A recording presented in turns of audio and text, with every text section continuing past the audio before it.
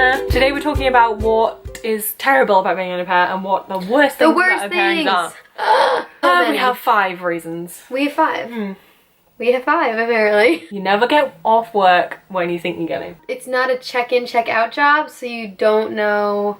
Sometimes you just don't know when you're working, or like sometimes you just have to work for longer than you had planned.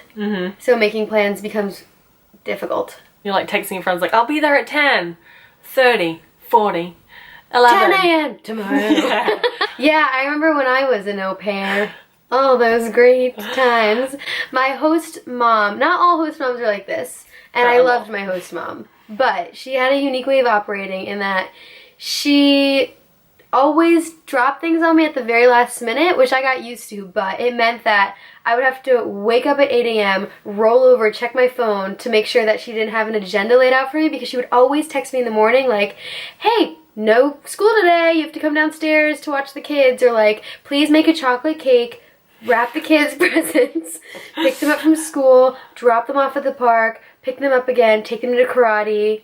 I'd be like, okay. I can do this. Done. Mentally preparing at 8 a.m., but sometimes I'd roll over and there'd be nothing, so I was like, whew.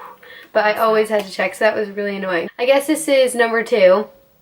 Just the fact that you're always on someone else's beck and call, and you're always thinking about your family and what they're doing today, what their schedule is like, will they be in the house, can I steal food right now? Like, you're independent if you have your own independent like accommodation, but you're not 100% independent. For instance, one of my second host family was so chilled and relaxed that I didn't really have a schedule. I kind of would eat dinner with them some days, and like Tuesdays I wouldn't even work, and Wednesdays some maybe not, maybe I would. So I remember being on the other side of the city and I was with my friends, but I was kind of stressing out the whole time, like, should I be home right now? Should I not be home? Like, they haven't texted me. Should I? Just not really knowing where I was. And in the end having to be like, guys, I'm too like nervous about whether I should be working right now. So I just went all the way home, and they got home like 2 hours later and were like, oh, you don't need to be here. But it's like all the time. And I could have dealt with that better by speaking to them every single morning and asking, but sometimes, you know, plans change so often. So that's definitely the beck and call thing is a bit. It's a bit of a pain, but once you get used to it, it's fine. Number 3 is not being in charge of what you eat. If you don't live with the family, then I used to get money on the weekend to eat whatever I wanted, but I was terrible, so I'd usually just eat stale bread.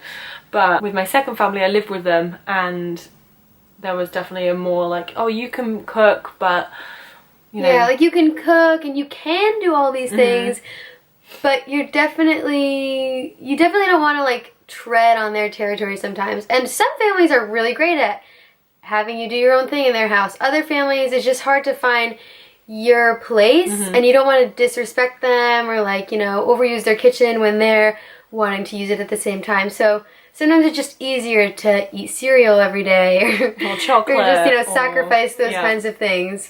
Number 4 is the fact that kids can be really mean. That's so true. Especially if you don't like kids before you even go into your au pair year. I think you might have a shock. But if you do like kids, you also might be shocked. Yeah, because like I'm fine with kids. I'd worked with kids before my au pair year at Build-A-Bear Workshop. Loved those days, kind of. Today is sponsored by Build-A-Bear. Dealing with birthday parties, for example, at Build-A-Bear, that sucked. And even as an au pair, it was just awful. Groups of kids together can just be so evil. And it's not a job that you take with you like teaching is, where you have to like grade papers after hours, but I would say emotionally I took the job with me, because like kids would yell at me or, you know, yell the fact and cry about the fact that I was punishing them, and I would feel bad, or I would feel bullied when they bullied me because I didn't speak proper French, etc. Yeah. So that's just like sucks sometimes. And also, they have their cute moments, but it sucks. Yeah. Also, you're part of the family, so you take that home sometimes. Like if I got yelled at by my host mum, it was kind of different to being yelled at by like a boss, because if my boss yelled at me, I'd be like, you know, annoyed about it, but maybe for half an hour. But with your host family, you're like there like all day, just doing what this one person tells you to do. So that is quite hard sometimes. But I had a phone in my room which was free to call home, so I'd be like, Mom, my life is so hard, and she'd be like, shut up. Number 5, final reason, is that you get paid basically peanuts. Yeah. Don't calculate your hourly wage. It's so depressing. I used to do that all the time. You just have to keep reminding yourself that you are paid in other ways. You're paid in accommodation, you're paid in, you know, culture and food and all those things. French lessons. But money-wise, au pairing is just like such a meager salary that's just like, oh, I'm not paid enough for this. I don't want to do this. I don't want to, you know, make this chocolate cake right now. Always the chocolate cake. Oh my god, my host mom made me make so many chocolate cakes. Another problem with pay is the fact that if you're working for a 9-to-5 job, you get it sent to your bank account, so you definitely have it on the day that you're meant to be paid. Yeah. As an au pair, you might get it once a week in cash. Or like you when might your get host it parents once a forget month. to pay you. You might It's get just, it like, once so every 2 awkward months. to ask them for money. It's just like, anything around money as an au pair is just kind of annoying. Because I remember my host parents would be like, okay, can you take them to the park? And then taking them to the park meant I had to have bus tickets to get there. But they didn't give me bus tickets. Then I would have to pay for bus tickets out of my salary. And